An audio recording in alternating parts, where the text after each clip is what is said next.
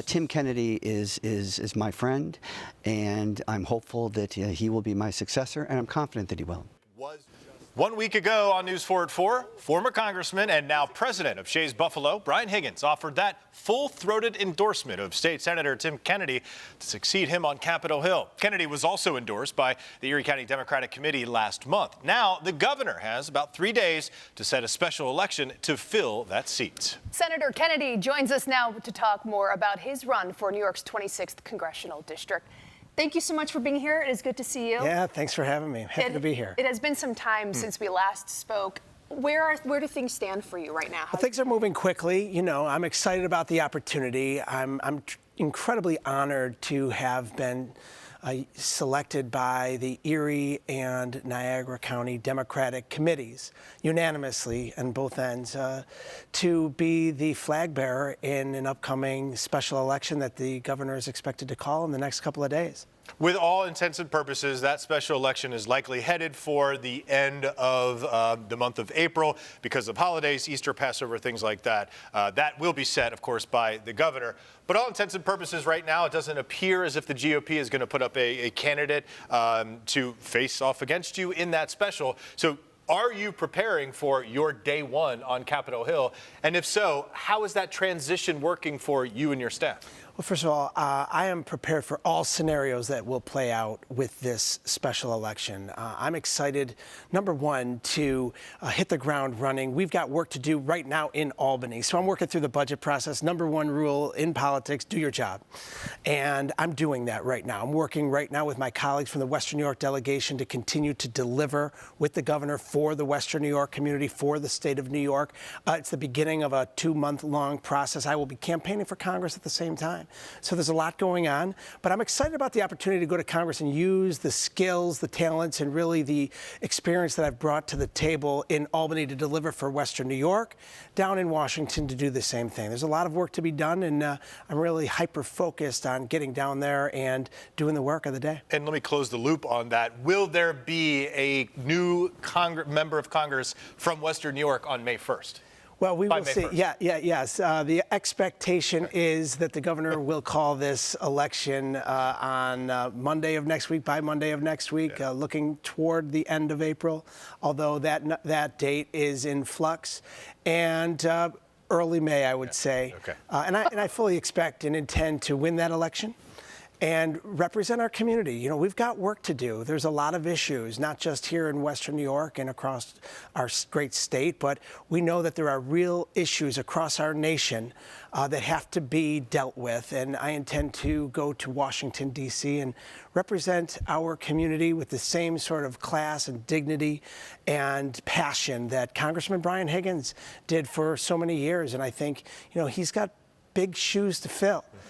And I'm ready to go to work and do my very best, like I always have, to fight for our community and make sure we get our fair share of resources, make sure that I listen to the community and the needs of every single corner of the 26th congressional district. And I'm excited to do so. Senator, you were just talking about that balance of campaigning for Congress while also focusing on the work to be done in the 63rd Senate District. Sure. Let's talk about some of that work that you're doing right now. One most recently being the Mail Processing Center in Buffalo, the potential to move that to Rochester. What are your thoughts on where all of that stands right now? Yeah, well, look, I stood with then Congressman Higgins and County Legislator Howard Johnson and Council members Nowakowski and Everhart at the Williams Street Post Office with the workers there that are by the hundreds who really take care of our community, make our economy run. And you know, the United States Postal Service is the part and parcel of our democracy, you know, keeping commerce moving, keeping us communicating, making sure that they're there every single day, you know, rain, wind, snow, or beautiful weather like today, you know, they're out there on the street doing the work. And to ever have the hundreds of jobs in our community threatened by a potential move to another part of our state or our nation, it would be disruptive to our economy. It would get in the way of people's health, people's jobs, and we're not going to let that happen. So we stood strong together, and the day that we stood together, the United States Postal Service actually announced that they were canceling or at least postponing that public hearing that they were going to have. Art, now, and this is an issue that you will have to deal with during the rest of your time as a state senator, and then, of course, again, as Brian Higgins was at that press conference Yes. as well at the federal level. Are you surprised by the response that has happened thus far from the United States Postal Service? And I mean the response because I feel like, as a member of the media, we have gotten very little response, if any, from the USPS. Right. It doesn't appear as if the union is communicating with them that much. And the very limited communication that we've gotten, we haven't gotten the explanation, I think, that the community, that politicians and others are asking for. Yeah. You guys are getting the same thing we are. Yes. The USPS doesn't seem like they're being as transparent as they want to be. No, they lack total transparency. And quite frankly, when we saw that the Buffalo William Street Post Office was on the list of 29 communities that could potentially see a downsizing, we immediately jumped into action because we've seen this before. And we knew that we had to really pull together as a community with one voice, and we did just that. And you look at the United States Postal Service Postmaster General is an appointment from another administration. They are talking about downsizing and taking away the ability for our economy really to move here in Western New York. And you think about it, we are on the border of Canada. We are in a place right now where our community is seeing a resurgence. The last thing we need is to see a dent in that armor by potentially moving jobs and part of our economy out of this region. We're not going to stand for it. We stood together, we pushed back, and we got the action that we expected and hoped for anyways.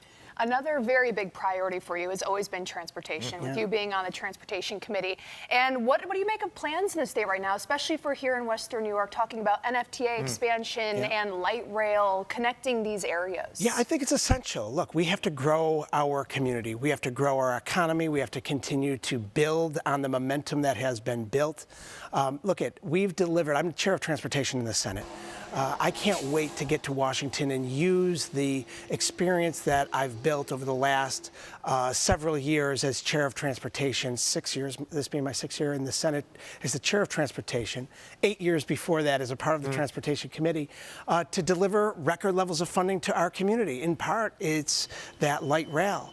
I was able to deliver $100 million for the light rail NFTA in my first year as chairman of transportation. I'm right now pushing the next 5-year capital plan, $150 million infusion of dollars for that light rail capital. I want to see it expand. I want to see it. The interconnectivity of our community is so important. We want to make sure that the city, the urban, the rural communities are all connected and that people have real ease and convenience to get from one area of the community to the other, just like they do in other growing cities across our nation and across the global community. Now, I'll push back a little bit, and I don't want to create a campaign platform for you, but this is, the expansion of light rail and the NFTA rail service has been one of those, almost the butt of a joke for decades. It has been discussed that it would be expanded. And how wonderful, as you said, it would be expanded out to UB. Do you think that you or others or the political capital even exists, let alone the hundreds, tens of millions, if not hundreds of millions, it would cost to actually put it into place? Yeah, look, at an expansion of the light rail from the University of Buffalo South Campus to the North Campus is about a $2 billion project. That is big money, but you know what? They're doing it elsewhere. Why not here? We need to spend money, we need to invest money into our community like they're doing in other areas of the state and the nation, and I intend to do that. I want to see billions of dollars. We should be talking about billion-dollar projects in our community, how we're going to grow, how we're going to meet the potential for our community, and quite frankly, attract folks from outside of our community to be a part of the growth of Western New York, but also make sure that the generations that are coming up behind us are able to stay here and raise their families here. My wife and I, we're raising 3 children in the city of Buffalo, in our community. We're excited about the opportunity that they're going to have here in Western New York that our generation didn't have. People were leaving by the tens of thousands when our generation was coming up. That's what got me to go into politics, from being an occupational therapist in the healthcare sector to seeing an opportunity for me to play a role in the rejuvenation of our community. And I've been doing that at the county level, the state level, and now it's an opportunity for me to go to Washington, D.C. and deliver at the national level. All right. State Senator Tim Kennedy, that is all the time we have. Thank Thank you. you so much for coming in. Thank you both. Appreciate it, Great Tim. to see you. Thanks.